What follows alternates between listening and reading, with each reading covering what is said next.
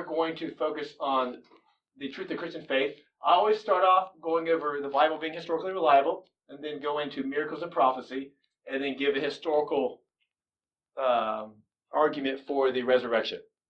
To argue that since God uses miracles and prophecy to verify the message of a prophet, and if we can show that the Bible has been verified by miracles and prophecy, then it grounds the Bible being from God, and whatever the Bible teaches is true. So you knew how to go on from there. So what is archaeology? This is me digging in Israel, and all my students always say, why did you have on short shorts? And I have to explain, these are not short shorts. I don't wear short shorts. They were riding up. Because they were umbros, and umbros will ride up on you. I'm squatting. Anyway, yeah, feel free to laugh. Or don't. If I'm not funny, don't laugh. It would laugh if it's not funny. You don't have to give me a courtesy laugh. You know, sometimes somebody tells a joke, and you feel like you have to give them a courtesy laugh. Like, heh. Anyway, so archaeology is the study of human culture and history through the material that remains. All right. Manuscript evidence. Do we have an accurate copy of the Bible? If somebody said we can't trust the Bible because all we have is a copy of a copy of a copy of a copy, you would say, yeah, it's not correct. And they'll say, well, what about the telephone game? If I whisper something to you, and then you whisper it, then you whisper, by the end it's different. Why is it that copying the Bible is not like the telephone game? Your hand copied it. Well, your hand copied it. Very good, because it's not oral. The rules of the telephone game are such that if I say it orally and I can't hear it again, it changes. But if I wrote it down and go, now let's see if it's going to be different by the end. No, it's going to be the same. And so it's a category mistake to try to when they do that. Okay, so it's not like the telephone game. It's written transmission, not oral. So when they make these arguments, you may want to say that's a category mistake because you're comparing a telephone game, which is oral, which is not the same when you write it. That's the whole point of having something written. So you can keep looking at it, so you know what I mean? In case you forget what it said. That's why God gave us the written word of God, to preserve the doctrines he wants us to know. So we have a lot of ancient copies. The number of copies is over 66,000 ancient copies when you include the Old and New Testament. Usually you only hear the numbers for the New Testament.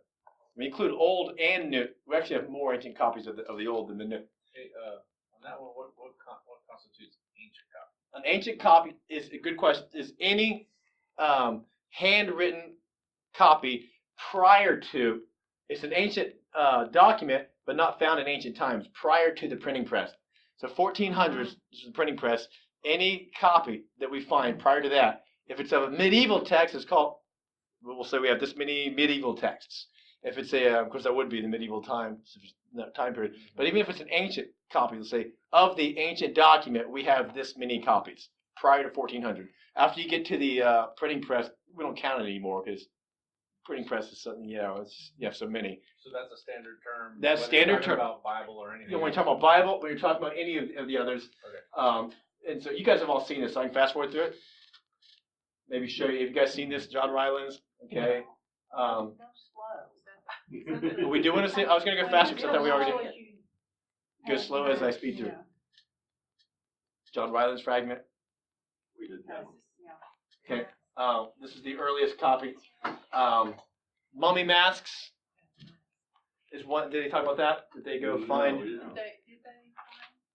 Oh, lots of ancient fragments have been found. These mummy masks. Like if I die, so let's say I'm living in 300 AD. If I die, you go out. My kids will go out to the dump and they'll go find some discarded papyrus. They'll take it home and they will kind of paper mache it, put it on my face, paint over it, and paint like a little mask like that right there. And then archaeologists come along, 1,700 years later, in the year 2000 plus, and then they dig it up and they go, hey, look at the mummy mask.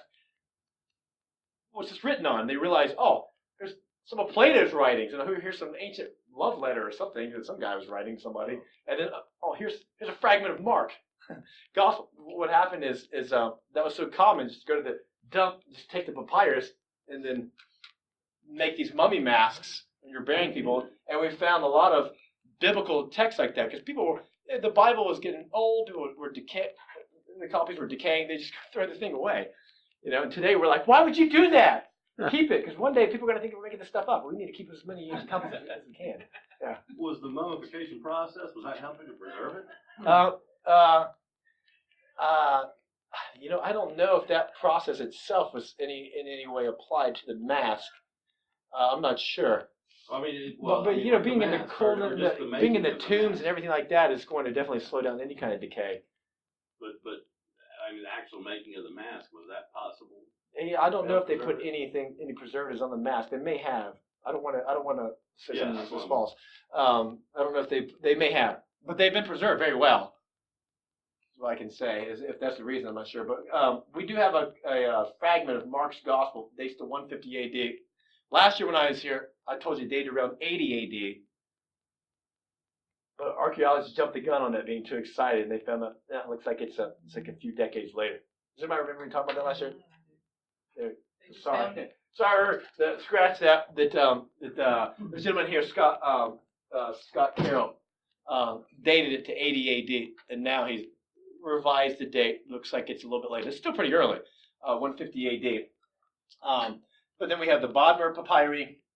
I'm going to go through these quicker. You want me to, right? The Bodmer papyri. These are lots of ancient copies. It's just an example of a fragment from Matthew. Sometimes we have several pages together, like this will be found. The codex, the idea of not having a scroll, but sewing them all together, all the different leaves together, that came out around 100 AD. So shortly, like once you get into the 100s, 200s, 300s, you don't find scrolls anymore. You start finding the codex. The codex form like this. There's some Paul's letters on display in Ireland.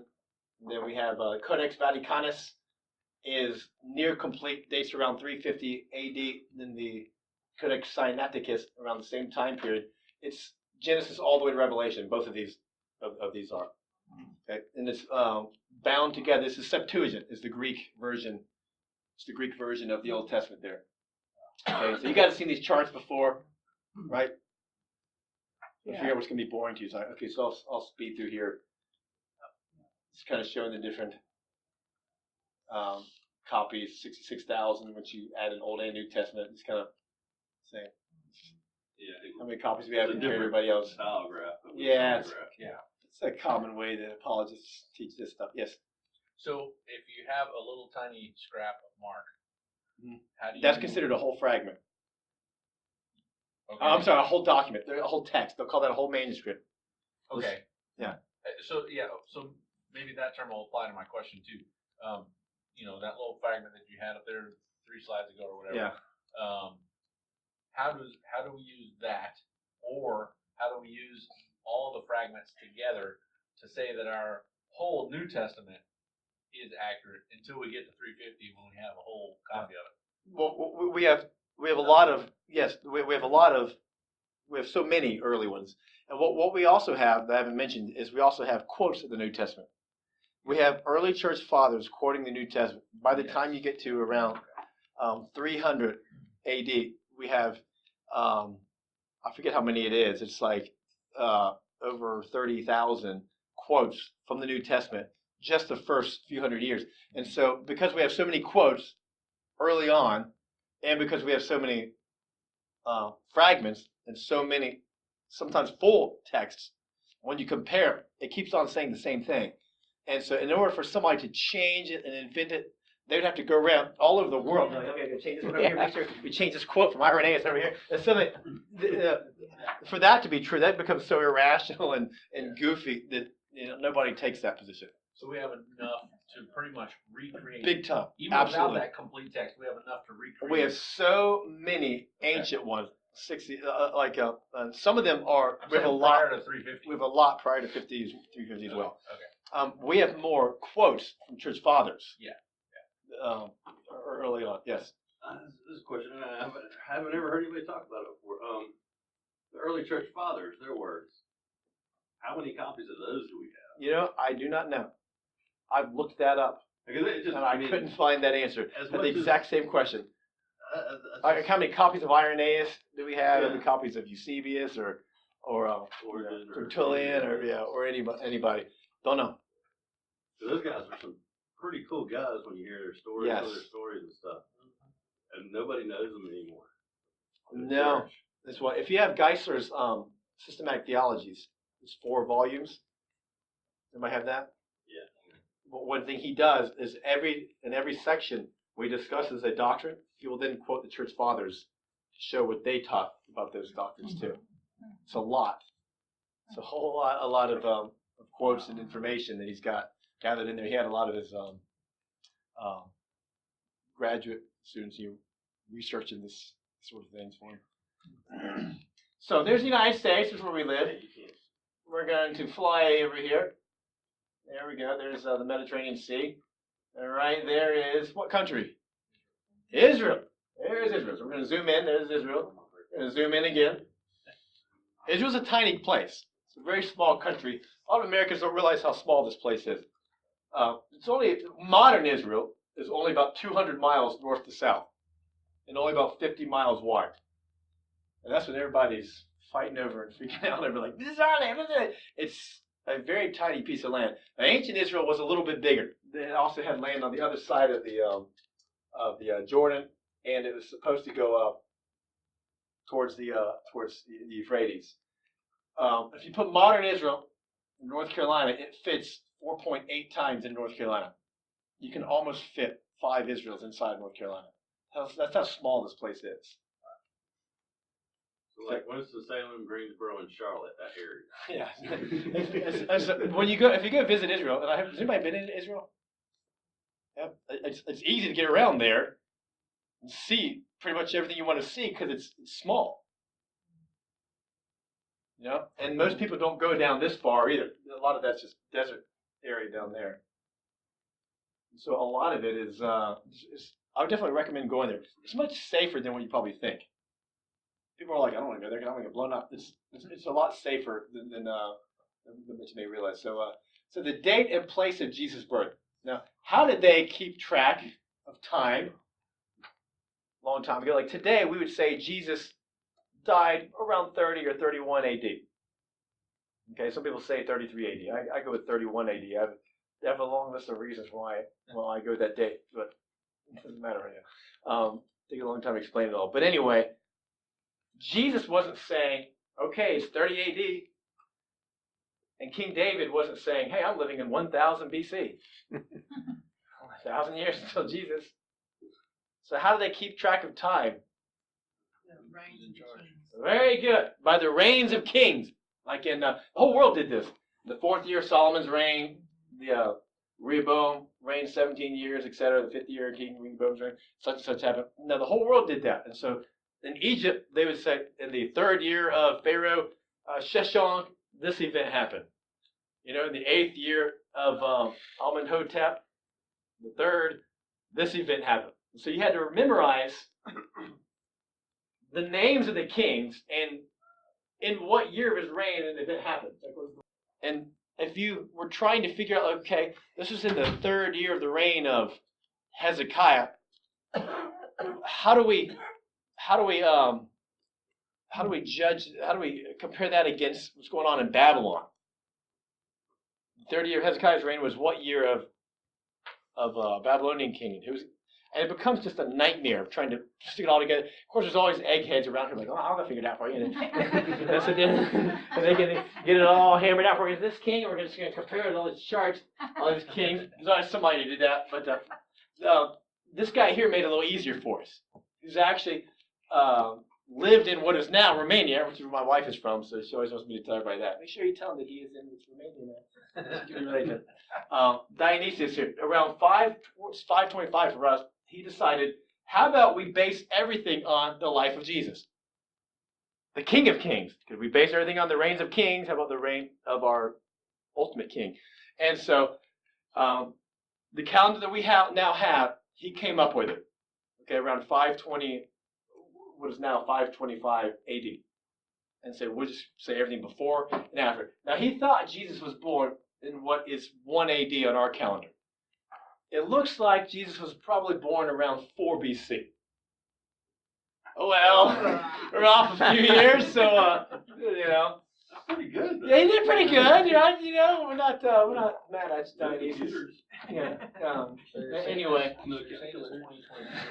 And so now, but rather than shift everything around, we're just like, whatever, we'll just go with it. And so he wasn't inspired, obviously.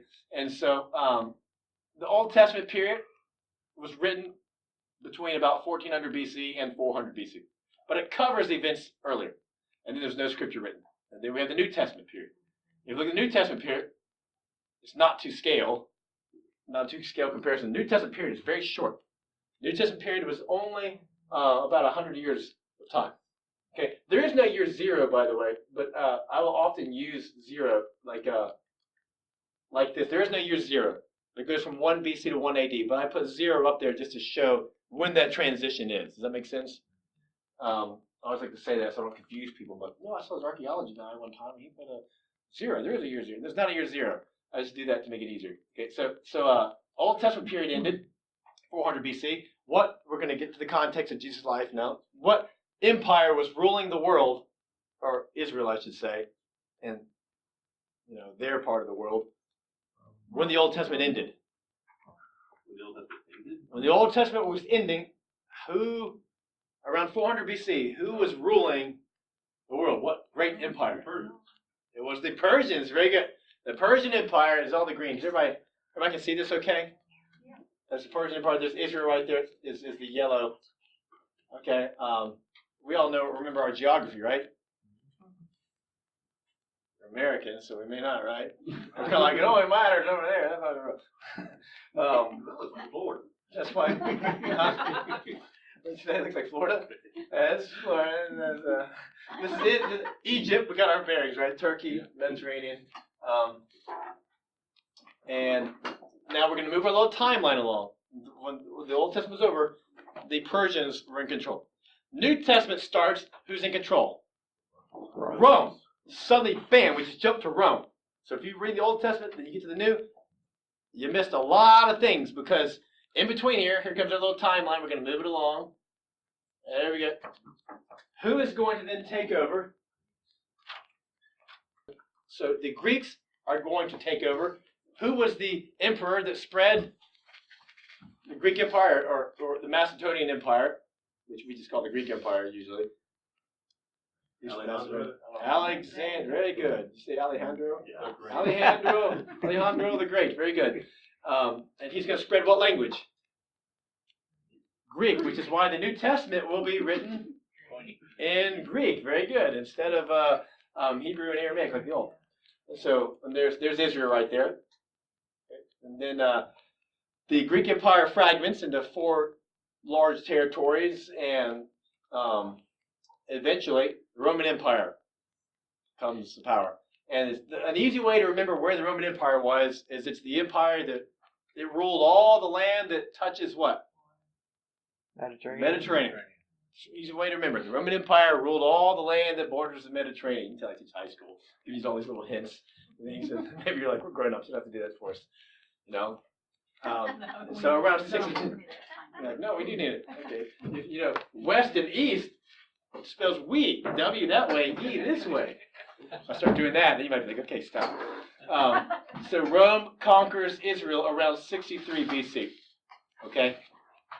And then the Romans are going to appoint Herod the Great to become king of this territory, of the whole Palestine area.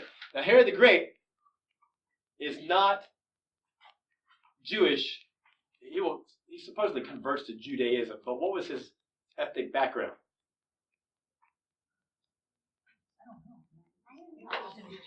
Caleb, do you remember? No. Herod. Brandon, do you remember? My kids know. Very good. Mommy didn't tell you the answer, did she? No. Yeah, Esau. He's related to Esau. So here we have Esau taken over Jacob. He was an Edomite from Idumea is what it was called in the New Testament period. He was not related to. He's not a descendant of Jacob. He was a descendant of Esau.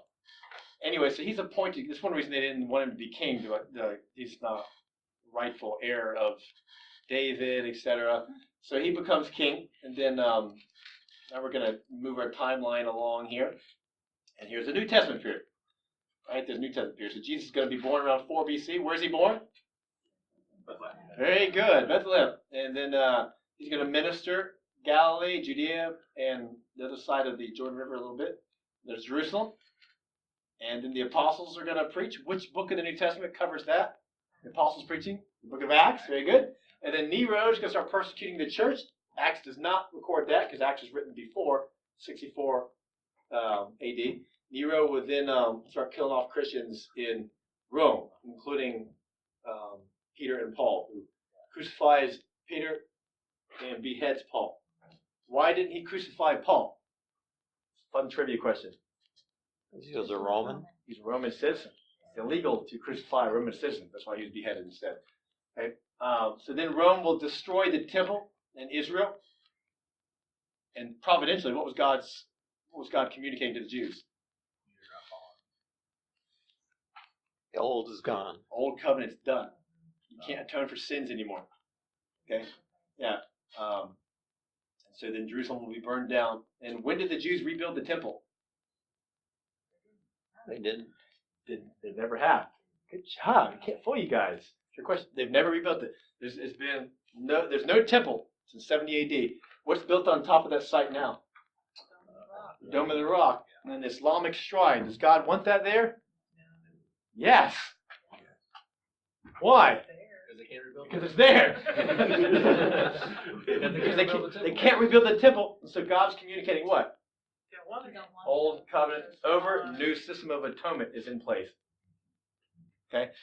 Anyway, so Gospels, life of Jesus, in the book of Acts, epistles, Revelation. Let's cover some background stuff. So now we're going to start looking at some discoveries. You ready? That's all introduction. Too long, right? That was good stuff. That was good. Good. That was good. Okay, now this will screw up Christmas for you. You ready for me to ruin Christmas for you? Jesus, more than likely, was not born in December. What? And we think we know the holiday he probably was born on. This is really cool, though. When I was in Israel, Ray Vanderland explained all this to us, and I wrote down as many notes as I could, and I had to go back and like study and research to understand even better afterwards. Okay, you have a question or something? Oh, the answer. I haven't asked the question yet. Read my mind. Okay, this is really cool. Watch this. The Hebrew calendar actually starts in March, which is when the Passover was. Actually, Jews are not supposed to have Rosh Hashanah, which is in September. Biblically, they're not supposed to be doing that. If you read Exodus 12, verse 1 and 2, God says, for you, the new year is the month of Nisan, which is March, April. You know, they're on the lunar calendar, so it shifts all over the place for us. But then Rosh Hashanah is not a biblical holiday. You know that? So a lot of Jews are like, we're not going to celebrate Rosh Hashanah. We're only going to celebrate New Year on the 1st of Nisan. Well, anyways, that's when it's supposed to start. Okay? Now this is cool. You got to follow me on this because it's going to get deep, and you might try not to daydream. Because by the end, you'll be like, wait, what did he say? Because I think it's cool. I wish I'd listened. This is neat. Do you mind if I take pictures of it? Oh, go for it. Okay, I'll try to stay out of the way. The descendants of Aaron. You have Moses, his brother Aaron, priest. The descendants of Aaron, the 24 grandsons, were appointed to temple duties at certain weeks throughout the year. Okay, and here's how it worked. Okay, so I used to think you always had temple, like priest is always like working there, but they actually cycled around. The Levites actually had other jobs they were going to do, and only 1 week out of the year was your family's week. Well, then everybody had to come during the high holidays to act as priests. So didn't you kind of picture them like that's their full-time job? They're always a priest. Like this actually not how it was. You start reading the Bible, like, oh, it's all actually spelled out in there. I just didn't notice that. But here's how it works. The 24 grandsons of Aaron, their descendants are the ones who they're given certain weeks throughout the year. The 8th week is for Abijah. Anybody who's from the family of Abijah. Okay. Now, the 8th week meaning It's not counting like Passover. Like they don't even count this as weeks. Like they'll say like everybody has to go then, and then like after that they start counting 1, 2, and then we're not going to count the they don't count Pentecost because everybody has to go there, and then they start counting again like 3, 4. Okay, those aren't the numbers 1, 2, 3, 4. But I'm just trying to explain that they don't assign a number to those high holy days. Okay, so here's how it works. Abijah's division ministered in June.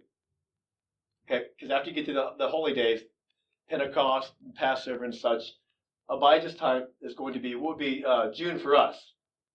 Okay, about that time period. Okay, and the Gospel of Luke tells us in the days of Herod. This is when before Jesus was born. This is about John the Baptist being born. It says in the days of Herod there was a priest named Zechariah who was of the division of what? Abijah. Probably never would even notice that. These kids out just a bunch of Hebrew things. Yeah, where's Jesus?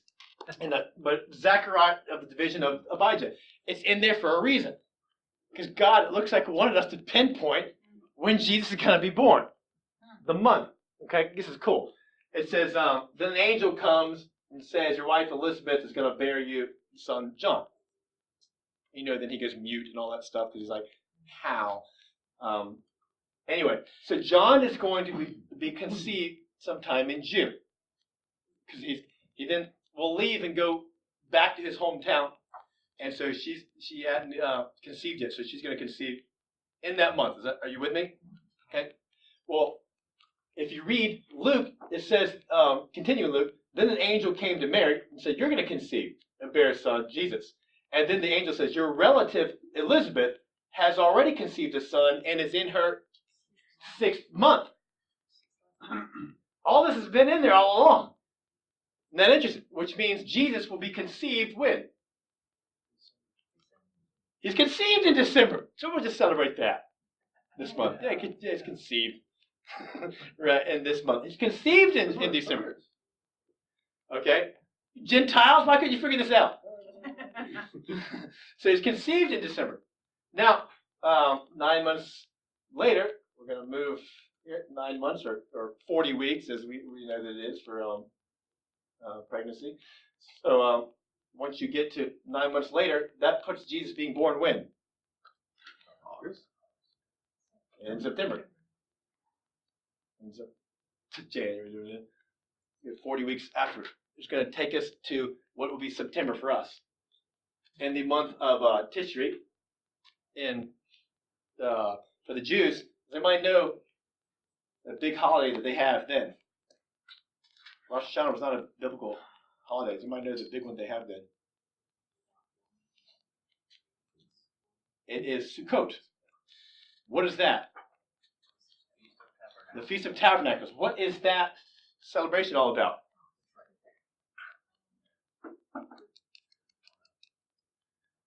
They're celebrating. God has the Jews. They still do today. They've been celebrating it all the way from the time of Moses all the way to today. They are celebrating the time when they were in tents leaving Israel.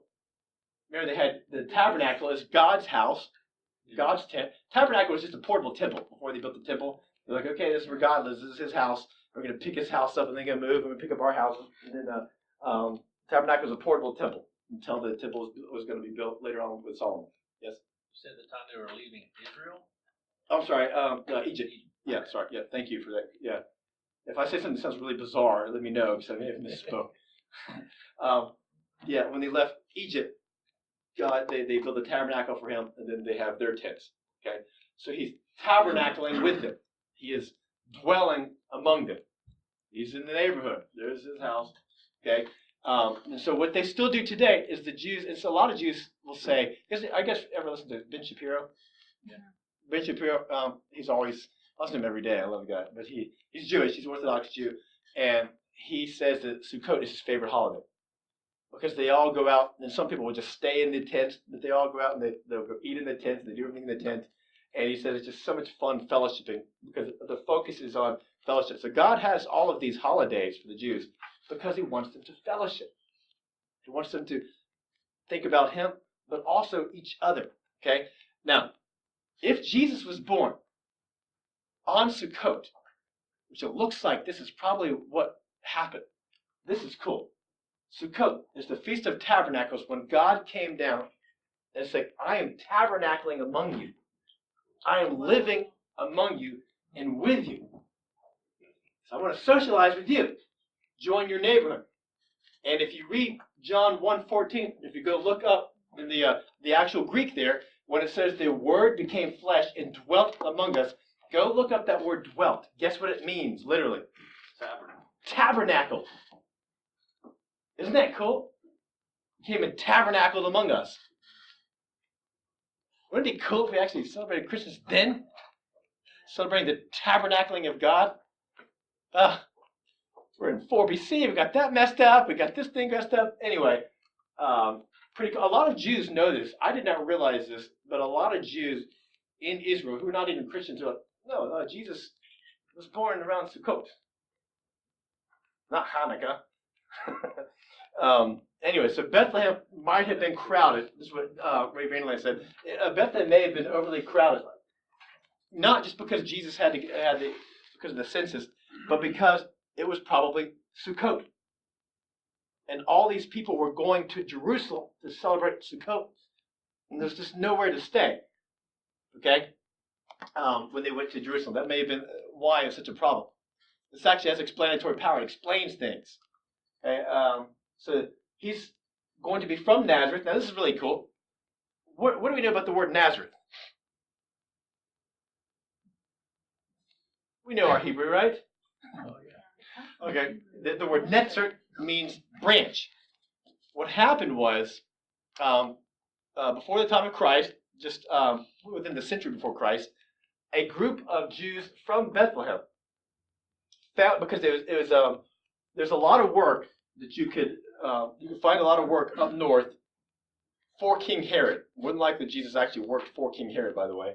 We'll talk about that later on if we can get that far. So Nazareth is a small town that some Jews from Bethlehem are going to, they founded it, and they claim that they are related to David. You know, in Isaiah 11, when it says that, when he says, my servant, the branch, about the Messiah, the future Messiah, the branch, it's related to that word netzer, the branch. These guys were claiming to be related to David, and part of that lineage that could possibly be the messianic lineage. And that's why when they founded Nazareth, that's what they were actually claiming. Isn't that cool? Netzer, okay?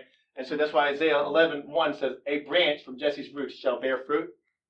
Okay, the Netzer. So they're kind of claiming that about themselves up there in Nazareth. So they're going to come travel. And they were right, I guess. Yeah, they were right. That's why if you read, the Gospels, they trace Jesus' lineage. They knew they were in the line of David. Jesus' family knew that they were right in the line of David. So was Mary. Both of them were, okay? And so the Bible says that in the days of Caesar Augustus, there was a census.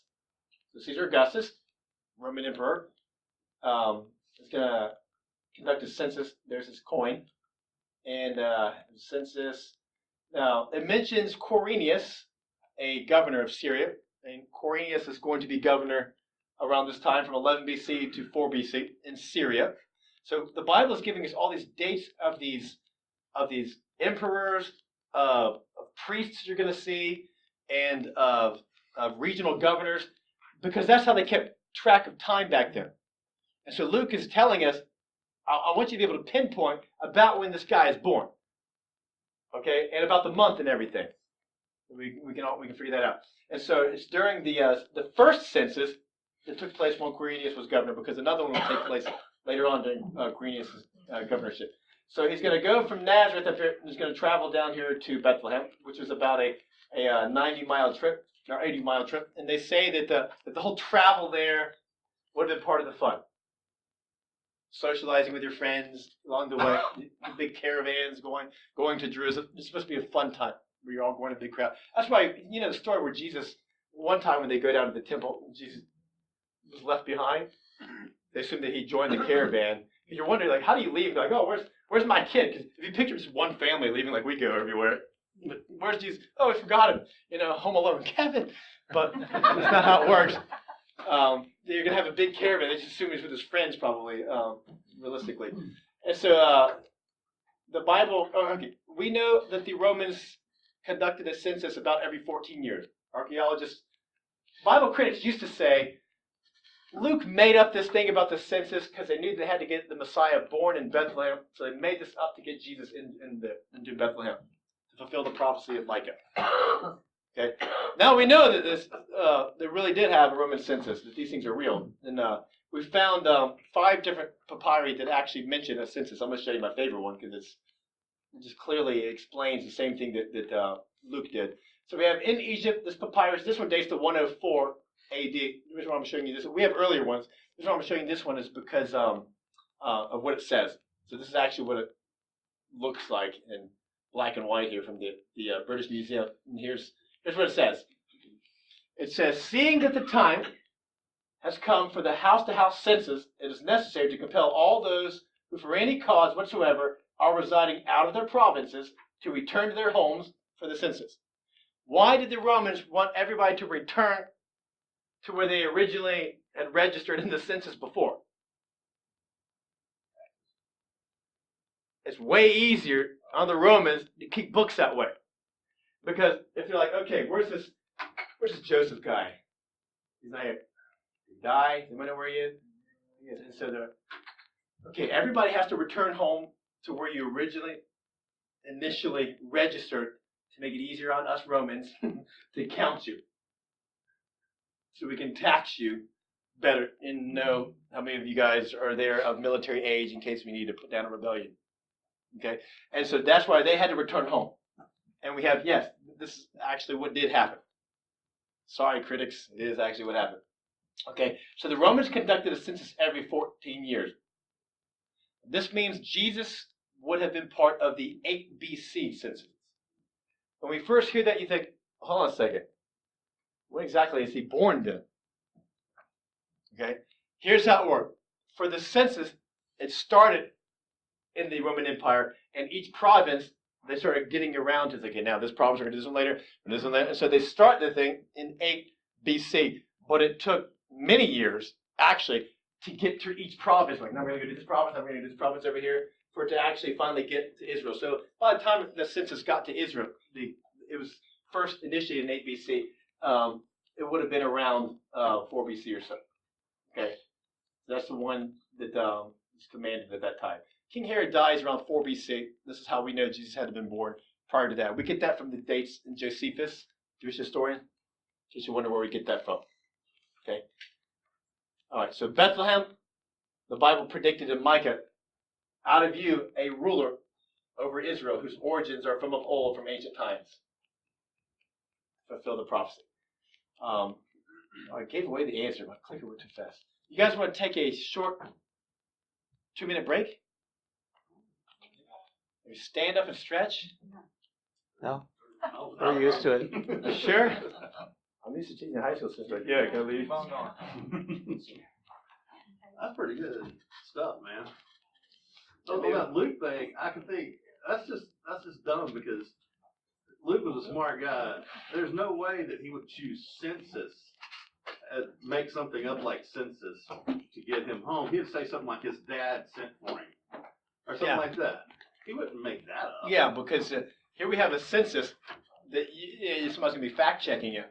Was it really a census then? Because that's what critics have been doing, though. It wasn't a census. Now we've found several examples of documents mentioning the census. Okay, never mind. But to say he made it up, it's not smart. That's not. So when did the information about the every 14 years for census? How did that? That's only been in the last 20th century when we were able to pinpoint that because they kept finding that they were conducted every 14 years, and so it looks like that it's not a coincidence.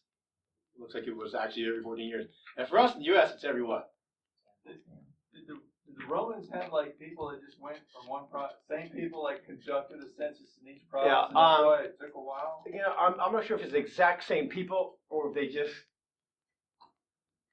got it done. It could have been the same group, the census people. Could have been, but I do know that they did province by province. They didn't try to do it all at the same time. The reason why, because if you said, everybody right now, go back to, it's like, the whole Roman Empire, we're all going to move at the same time. It would have been just chaos. You could all go at the same time, so they did province by province. Had to happen. So that supports the idea you said earlier about Bethlehem probably wasn't crowded because of the census. That was just kind of a trickling in kind of thing. Probably because of Sukkot. Bethlehem is only a few miles away from Jerusalem. And so people who had relatives in Jerusalem, in or anywhere in the area, probably went there. Now, when I get to Jesus being born, if you haven't heard what I'm about to say, it's going to really blow your mind. Like, oh my gosh, I feel like I'm part of a different religion. It seems like it's like Christmas is like completely different from what we often hear. But hey, the truth is the truth. So I accidentally clicked ahead. Hopefully you didn't see it, or your short-term memory isn't very good. Maybe you've forgotten. According to early Christian history, in what kind of structure was Jesus born? I'm supposed to go to 8 o'clock tonight, right? Yeah. You guys can handle going all the way to 8 without a break? Yep. Can I film you saying that and I can play it to my students? That's good stuff. You're like, no, but can I film you saying that too? They were good to You're not at all boring. Oh. Well, thank you. Thank you. It's so nice to hear. When your audience is high school, so I've taught adults, high school kids. I've had middle school audiences. I can tell you this. I've taught college students. High school kids are the toughest, man. If you can make the high school kids laugh, they have a high standard for humor. Adults have like a lower standard, So according to early Christian history, in what kind of structure was Jesus born? Okay. Cheaters. Correct. I think Eric told us that. Oh, he did? Yeah. I think so, yeah. Oh, wasn't because you saw him on the slide? Both. Whatever. He's born in a cave. And here's how we know that. Justin Martyr. I named my son Caleb here, Caleb Justin, after Justin Martyr, one of the first Christian apologists. Justin Martyr tells us this. Early church father. He says, but when the child, talking about Jesus, when he was born in Bethlehem, he was put where? He was born where? In a certain cave near the village. And while they were there, Mary brought forth the Christ and placed him in a manger. Manger, of course, is a fancy word that means feeding trough. I wish we said trough, because manger sounds like manger. It sounds so elegant instead of it's a feeding trough, which is you're supposed to be taken back by that, the humility of God being in a trough. Any question? Yeah. Now these are Justin's words. Yes. But I had heard before that some of the Greek words that are used in the New Testament describe the lower level of a family dwelling. Yeah, we're gonna get to that. You're gonna get. Yeah, I'm gonna make that connection in a second. Okay. And then also we have Origen, church father, also says that they're shown in Bethlehem the cave where he was born, and the manger in the cave where he was wrapped. So this is considered accepted knowledge by early Christians. He's born in a cave. And Eusebius also says he was born in a what?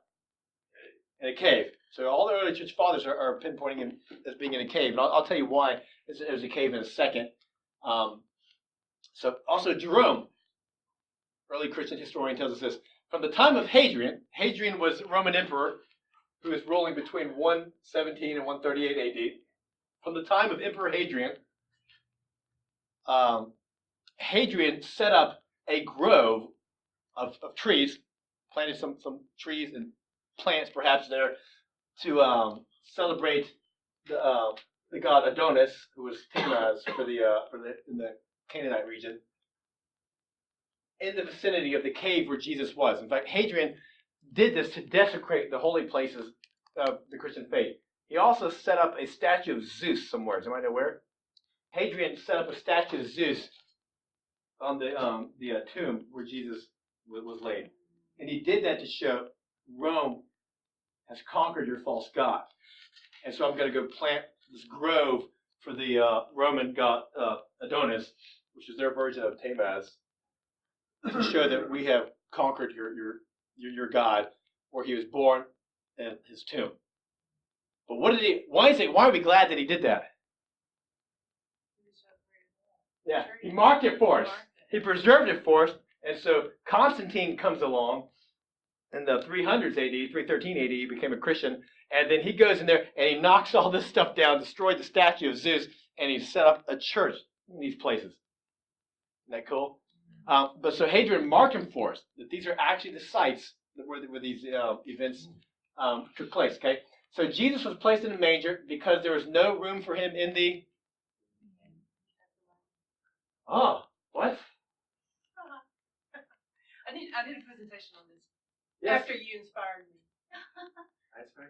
I did to this class last year. Very good. Excellent. Katalima. Or not in. Oh, yeah, another bad translation here. Because there's no room in the guest room. What? That's not what my Bible says. The English translation doesn't. But if you look in the Greek, it does not say in. In the Gospel of Luke, it says, she gave birth, laid him in a manger because there's no room for them in the katalima. Says in this translation, but it's the Greek word katalima. Well, we know what a katalima is. It is not an inn. It's not a hotel, motel, or whatever. Not a place to stay. It is actually a guest room. Okay? So we say inn, but it shouldn't be inn. Katalima means guest room, lodging room, or can even mean dining room. Okay? Now, let me show you an example. You guys know in Luke 22, when Jesus says, where's the guest room? And then they go to the upper room. That's the word katalima. When Jesus has the Last Supper, it says in Luke, say to the owner of the house, the teacher says to you, where is the katalima in which I may eat the Passover with my disciples? This is where the Lord's Supper was, the last one. Okay? The last Passover we celebrated. And he will show you the upper room. He goes to the katalima. He doesn't go to an inn. So why do we do that? Because in the word inn, that does mean inn, is also in Luke. You know the story of the Good Samaritan? When he takes the man in the story, and he does take him to an inn. Different word, isn't it? I forget how to say it. Panduchion, I think it is, something like that. That's the word for inn. Why do we do that? It's not a good translation. It's actually katami, which means the guest room. There's no room in the guest room, so he has to be born where the animals are. Okay? Why was there no room in the guest room? Yeah, because Uncle Bill got there first, and he's there with all the kids. Like, but Mary's pregnant. I'm sorry, Uncle. You know how Uncle Bill is. His wife is gonna go crazy. I have all these kids here. She doesn't even have a kid. Probably some kind of bickering going on there. It's okay. It's okay. We'll just go have the Son of God born down here where the animals are, and then put him in the feeding trough. I'm gonna tell everybody in heaven there's no room in the katalima because you guys are so picky. So there's no room in the guest room, which would more than likely have been their family's house. Because remember, those who moved to Netzer had family roots where? In Bethlehem. See how this is all painting a picture? Like, oh, this is starting to make sense, right? This is one way. I'm going to show you different examples of artists trying to figure out what their houses look like back then. The archaeologists have found a lot of the bases of these houses. Perhaps something like this, where you have and here's another example here, where the roof here has been cut away just to kind of see in there. There would have been a room there, and that's going to be the upper room. The katalima is going to be right there. It's going to be the upstairs. When Jesus goes to have the Last Supper, he's going to this structure is found over and over and over and over and over again in Israel at that time. It was the main structure in first century Israel that the Jews used. They used, it's kind of like you go look at these neighborhoods nowadays. It's like the exact same thing. You can choose between this guy and this guy. It's like, well, okay. You have to have that same kind because that's what the construction companies are building. Okay? And so down here, what's going to be done there? Animals. That's where they keep the animals. Now, the Jews actually had a similar structure to this, even in the Old Testament period. You guys know the story of Jephthah, when he says, God, if you give me a victory, I'm going to kill I'm going to sacrifice to you whatever comes out of my house first. And who came out? His daughter. So he kills her. Okay? Which, by the way, he wasn't supposed to do that. In case you're like, wow, that's the Bible saying you got to be really dedicated. That's the Bible saying this guy's a moron. This never should have been at all on his radar. Okay. The reason why he said that was because what was he think is going to come out? Because animals and humans are all going to come out that same door. It's like a little courtyard area that you walk the animals out. That's what he was thinking. But if you read Josephus' commentary on it, he says that Jephthah was in error because he did not know the law of Moses. That you're not supposed to ever sacrifice a human. Deuteronomy 18 tells us that. So the fact that he did that shows that he should have been like, okay, daughter, I'm glad you're greeting me. Now we're going to sit here and wait for an animal to come out and sacrifice. And so he's like, I got to sacrifice you now. Well, like Abraham. Abraham never did it, remember? Anyway, so animals would have been down here. Now, here's what we also know that the ancient Israelites used to do, is they often would take and build their houses up against a cave. And so, because it's like a whole extra room, you just build your house up against it. This is extremely common. Archaeologists will find this. Now, caves are everywhere in Israel. They're all over the place. If you ever go to Israel, if you've been to Israel, you see caves just all over the place. It's not something we see that commonly here, but in Israel, there's just caves all over the place. And so what they would often do is build their houses up against these caves, and then that's where they would keep the animals inside. More than likely, this is probably what's going on. There's just one of those mini houses that's built up against a cave. Or we do also find sometimes it's right next to the cave. It'll be like that. That's also another possibility. Sometimes they'll find structures of a house built right next to the cave. Find copper lights, which is a fancy word that means petrified poop of animals from there, Jesus' lifetime and such. So a way and a measure, but not a barn. There could have been different ideas of the house structure. So there's the Catalma upstairs. Any idea why they would have chosen to go out to the cave instead of just staying down there with animals? Well, the cave is where the animals are. Because that's why there's a trough there. The manger is in there because it's a feeding trough for animals. So they go right in there to either the animals are let out or if it's in September. That's also why the Bible says that the shepherds are doing what outside? Watching their flock by night, because they would sleep outside sometimes with their flock. And it could have been that a lot of them were outside because the animal rooms were probably filled because of Sukkot, so many families coming in. That probably explains that. As far as at night, which would not have been December because it's cold. They always stay inside in December. So it wouldn't have even necessarily been uncommon in a time like this for other guests to have stayed where the animals would have been. Exactly. Anyway. Yes, exactly. So it's not that they were necessarily shoved over necessarily into where the animals were, but that just happened to be, that's where they ended up because there was already people up in the guest room. But you would think the Son of God would be born in a palace. You would think. Which you're exactly right. Yeah, and I think God is communicating something cool to us that I'm going to talk about in a second. But yeah, it's fulfilling prophecy too. This is a sheep cave in Israel. This is Ray Vanderland over here is our guide that I've been talking about. We're in a real sheep cave still today. They still practice. This is in the Bethlehem region. This is a little bit outside of Bethlehem. They still practice today keeping animals in these caves. This is an actual sheep cave. And he leads us in here. And then he goes, and then I videotaped this. He says, all right, everybody look down on the ground. What do you see? Copper lights. Yeah, worse. I'm going to zoom in here. Petrified, you know what? Ain't petrified. That's fresh. Oh, that's fresh. Yeah, little blueberries? No. Little sheep pellets everywhere. Still today. Did it smell in there? It did.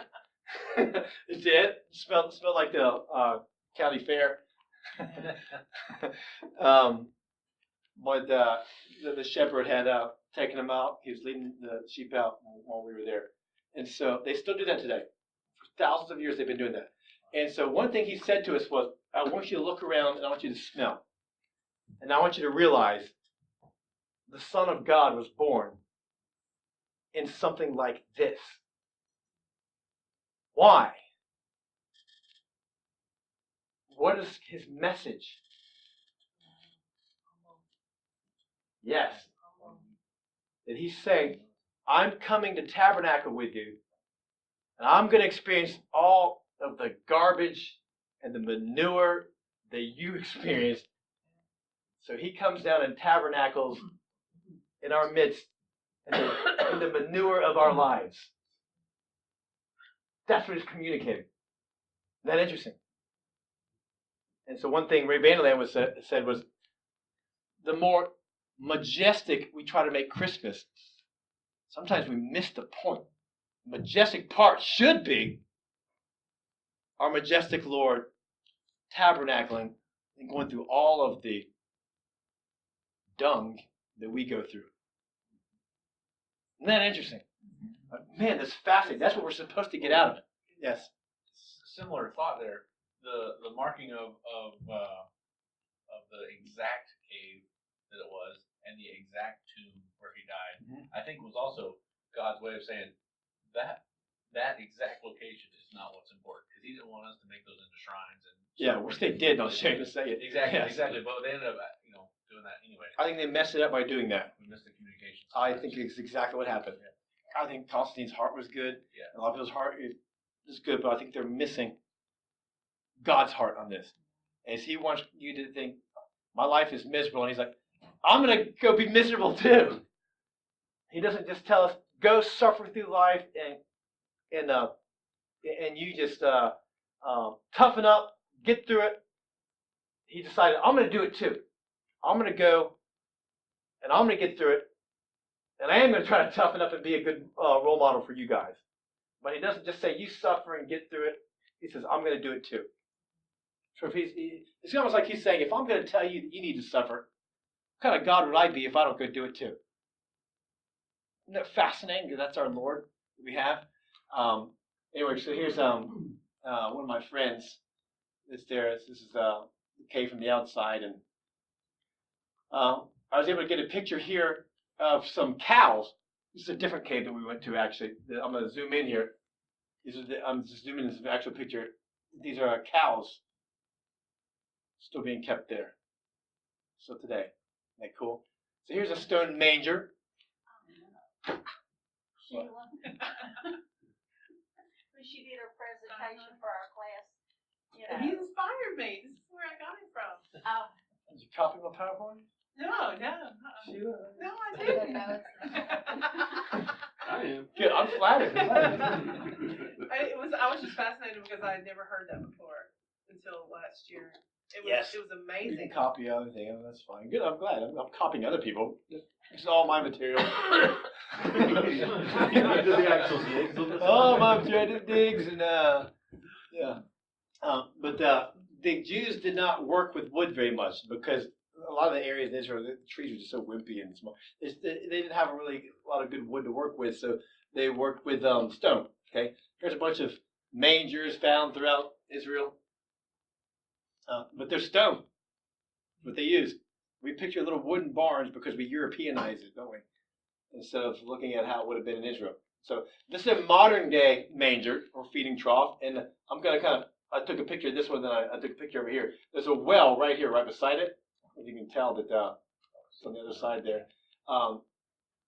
They had these wells today, a little small well. They would actually, this is outside manger. They would, put get water out and such. And a lot of their wells are actually like these cisterns underground where you kind of like go into a cave. But every now and then they have these small ones here. And so it's believed that Joseph would have been put perhaps in one of these small ones. Poor Joseph when he was stuck inside that thing.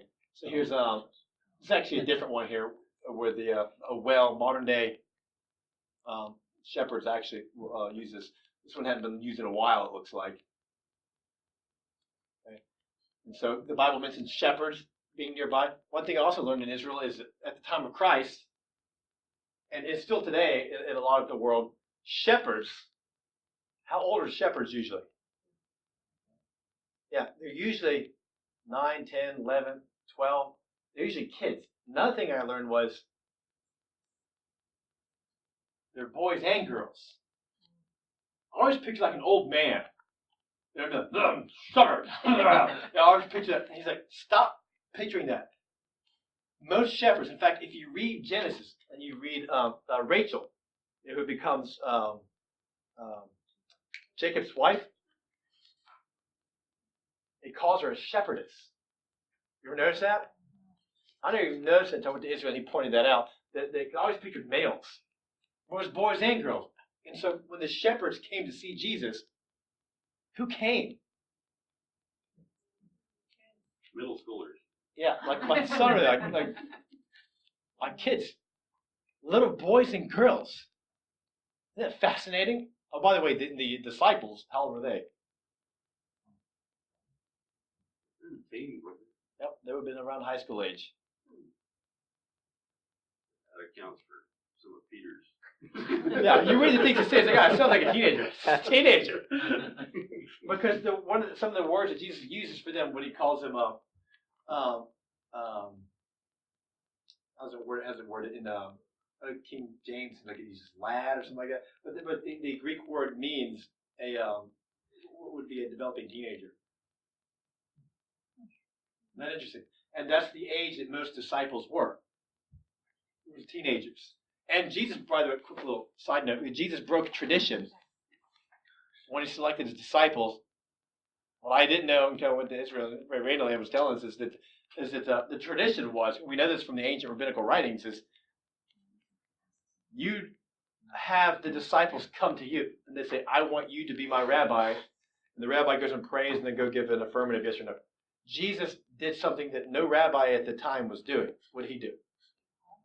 He picked his disciples and said, I want you to come follow me.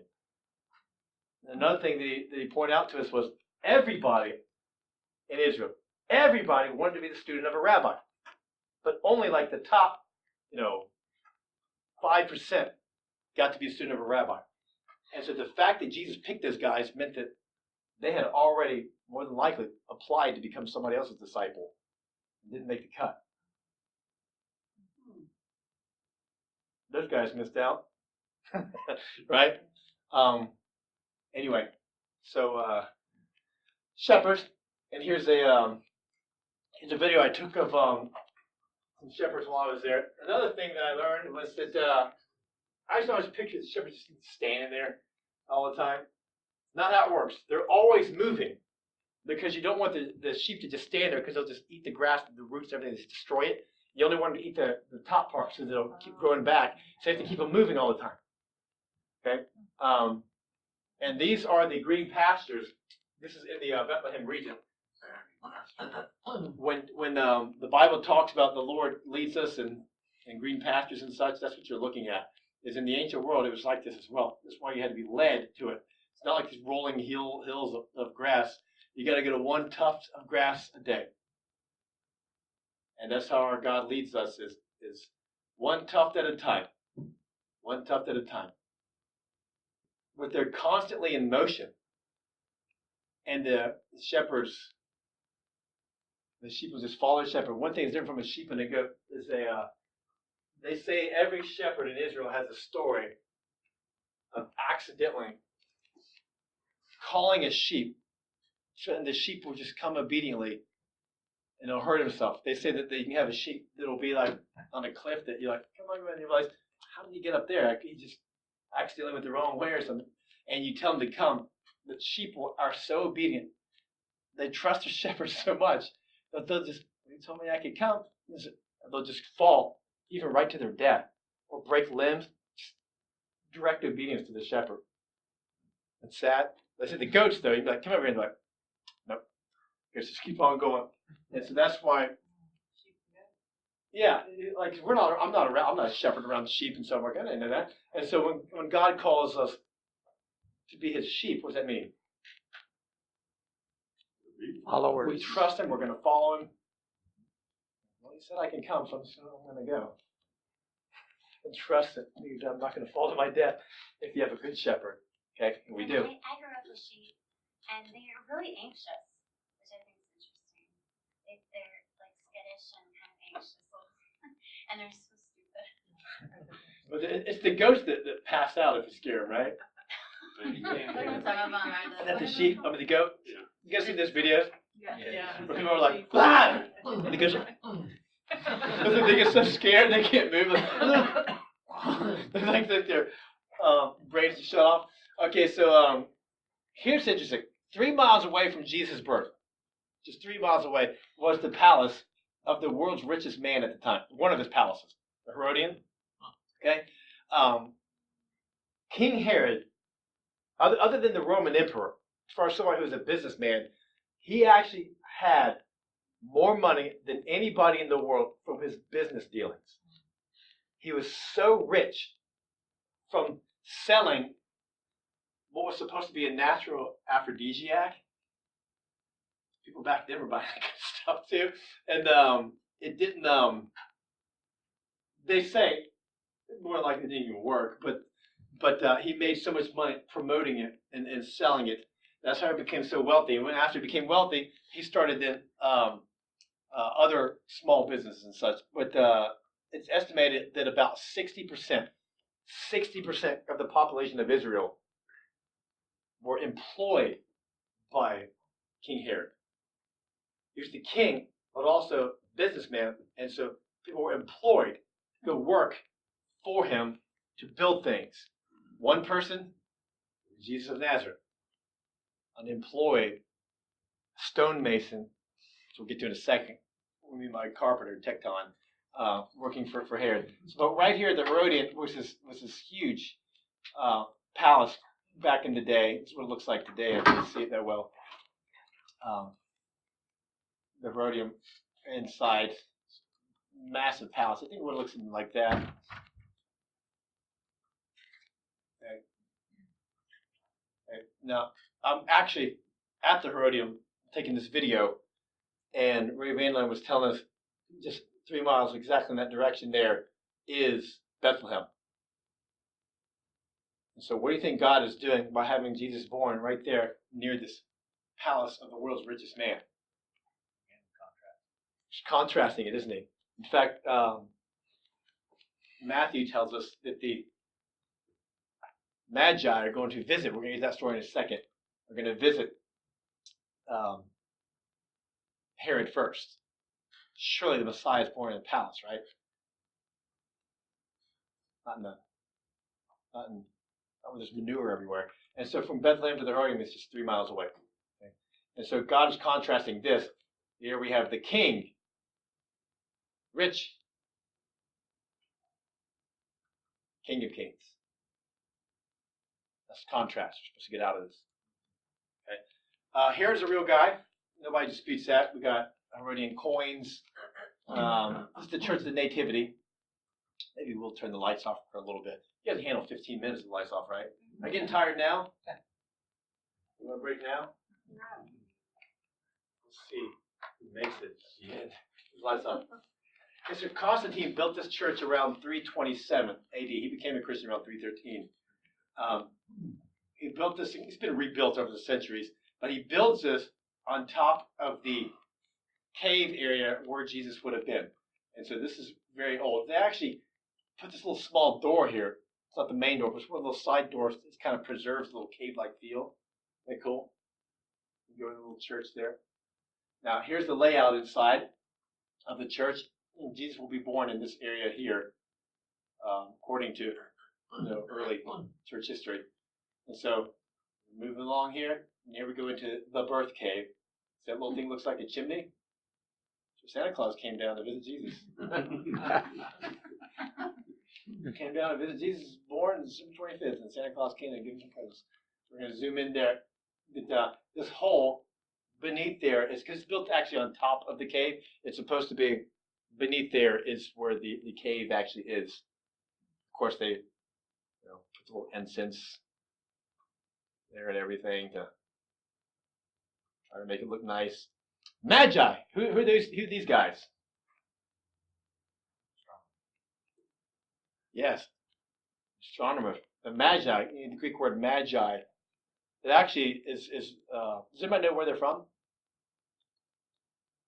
The East. Persia. Yes, very good. They're Persian. How many were there? 19. You wrote this before. How many were there, Caleb?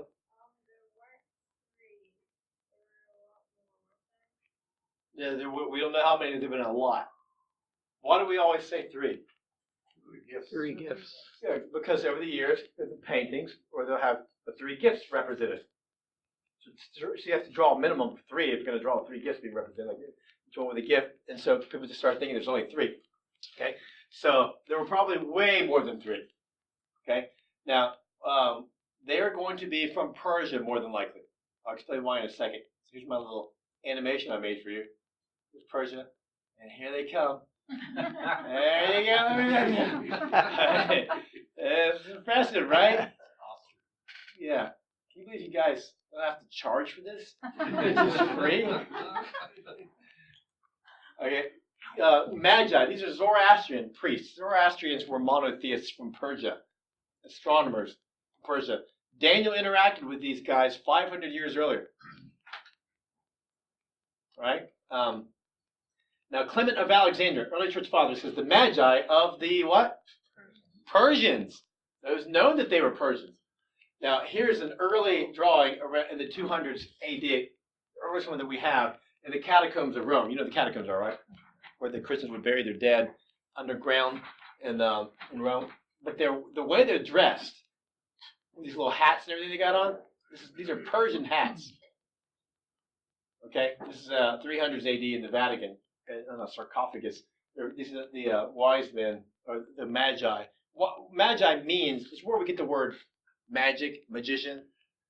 Okay, it used to mean somebody who does magic. They're wise, right? It's supposed to be what they believe. But this is see the little hats there? Little Persian style hats. Looks like little elves, don't they? Working for Santa. Here we come. Building. Bringing gifts. Bring gifts to little children, see that? Baby Jesus.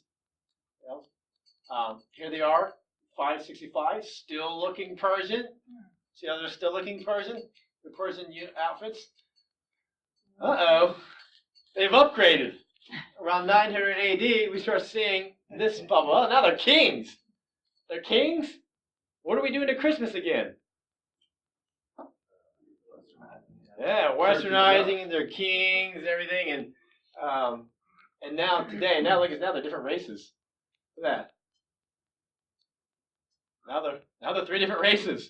By the time we get to the early Middle Ages, suddenly they're kings and they're different races. They're all over the place. And they even got names. They actually named the guys. It's these 3 names where they're from. It's like, stop making stuff up now. All right.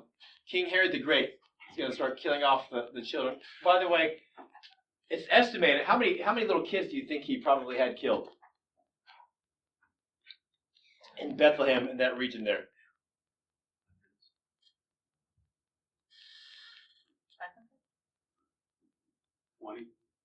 They estimate around 10. Oh. That's it. It's like, what? Because Bethlehem, the population is, at the time of Jesus, is going to be less than 300. Not a big place. It's like a little neighborhood. Small place. And so archaeologists estimate that it would only be a little small blip on the radar. Interesting, huh? Anyway, so King Herod, when you guys know the story, that the wise men visit Herod and say, where's this king that's going to be born? And he's like, what are you talking about? I don't want anybody to think there's another king here, so I'm going to make sure I kill him off. And it says he kills off all the boys, how old? 2 and under. Because that's, the Magi told him that that's about how long ago they had seen the star. Okay? Now, Jesus' early life. So then he's going to go and leave. You guys know the story, right? Now, how are Joseph and Mary going to afford to go to Egypt? Because if you know the story, they leave because the Magi say, they get the warning, the dream, and everything that the King Herod's going to come kill him. They're going to come attack. You guys getting sleepy? A little bit. Put your lights back on. And so they left. So how could they afford to then go to Egypt afterwards? The gold from the guy. Yeah. They just got some gift. They got some gold. So God was actually ordaining everything to sustain them. Frankincense, some myrrh, and embalms and things in Egypt. They're gonna like myrrh. Yeah, we embalm everything over here. And so which have you heard the connection with the gold, meaning he's king, frankincense, priest, myrrh, yes, embalming the death of Jesus. Okay, so then he's going to then return to Nazareth from Egypt when after they hear that King Herod dies, and so he goes up here to live in Nazareth again, where it's good work up there in Nazareth, in Galilee County. There's Nazareth. Nazareth is there's modern day Nazareth, a real place. What it looks like today. Okay, he's a carpenter. What does that mean? Afraid for you to tell me now. Huh? I said, I'm getting so disillusioned, I'm afraid for you to tell me. I'm a different I religion. get so angry, Okay. That's everything. I'm done. He built stuff out of stone? And the Magi came when he was older and all that. Not when he was born. So Jesus is a carpenter. The Greek word carpenter is the word tekton. What does it mean? It's a stonemason. Okay, the people living in Nazareth, we actually know what pretty much more than likely all the men did. They're all stonemasons. This is a reconstructed house in Nazareth. People always think it's big, but those are small trees. Okay, this is not a big house, but well, his house is big. This is a reconstruction of what a house probably looked like in Nazareth, based on the what has been found in Nazareth. It's not very big, so you can see this. And I can see there in proportion to its door. So if you go inside it, there's the courtyard, the animals there, the upper room. How do you say that in Greek? Katalama, very good. Would have looked something like that, and there'd been another room over there. So Jesus would have grown up in a house that would have looked a lot like this. And he would have learned how to build these houses for a living. And so these are the carpenter techniques from back in the day. We have, they're going to put these wooden timbers across. So they did use some wood, but mainly stone. And then these cane matting. And then they're going to plaster over it. So this guy's smoking over here. when Jesus healed the man that was let down through the roof, it would have been a roof like this. They would have really had to work it. I mean, yes. Apart In fact, they would have smashed through. They would have broken through. In fact, the words used in the scripture indicate that they're breaking through the top. And by the way, we think we know whose house it was. Whose house was it? In Capernaum. Where were they staying? Peter's house. Remember, he was staying with his mother-in-law was in the house, because Jesus goes in there, Peter's house in Capernaum, heals her of the fever. And so when all it says is they returned to the house in Capernaum. It's actually what it says, in the house. Well, whose house were they always going to? Peter's. More than likely, they were smashing through Peter's roof. He's like, wait, down there. We want to see Jesus. And then smashing through the house. His mother-in-law was like, why do y'all do? I ain't come smashing through my roof. You guys coming? I let all your friends to come stay. Smashing my roof. Maybe it wasn't like that. Maybe like, oh yeah, sure, just fix it back. But it would have looked something like this. Jesus would have known how to do this. Okay. Now, this is me up here at the top, and some of the guys that were with us in Israel.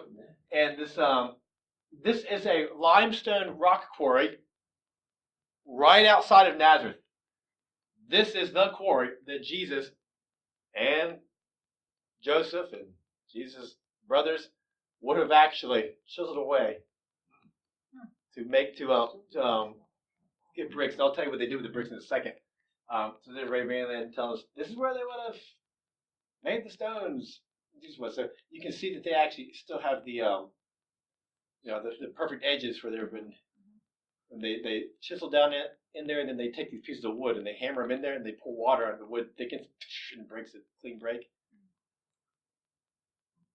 So this is Nazareth, with the rock quarry that Jesus would have been quarrying. Here's what they would do: they would take these big stones, and they would put them inside these giant wooden wheels, and they wheel those things around. So I want you to picture Jesus working with this kind of stuff, and not picture the little scrawny little, AIDS victim Jesus walking around. Thinking about like he's so weak, always about to cry or something like that. I want you to picture a guy who's working with this stuff. Okay, physically would have been a pretty powerful guy. Okay, so rolling this thing around. Now, there I am next to one of those bricks to kind of give you an idea of how big the thing is. So Jesus lives in Nazareth, and we're almost, I can't say certain, it's extremely probable that he would have worked in the city of Sepphoris. The population of Nazareth was only about 400, and the population of Sepphoris was 30,000. And they needed people, stonemasons, to come build the city of Sepphoris. It's a Hellenized city, it's a Roman city, but Hellenistic culture. And so Jesus would have more than likely been working there than everybody in Nazareth would have been. Working for Herod, his construction company, one in building there. It's only a 4-mile walk, which back then that's nothing. Okay, to us, like 4 miles, I don't want to walk 4 miles. Okay. And so this more than likely is the city that Jesus actually built. This is the ruins of 1st century Sepphoris. That more than likely Jesus actually built part of the city as a growing up as a kid and as a young man. That's interesting. So he may have actually paved this road here, and he definitely would have walked this road. Isn't that cool? Here's Sepphoris that Jesus would have built. Does Sepphoris a town still? Oh no, not anymore. No, this is it today. No, so well, let's see. Outside of it, Nazareth outlived that.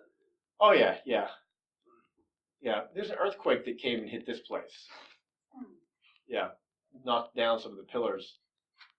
So Jesus may have actually stood. These pillars are from the time of Christ. Jesus may have actually gone and stood against that pillar. Thought about you, thinking about him, standing against the pillar.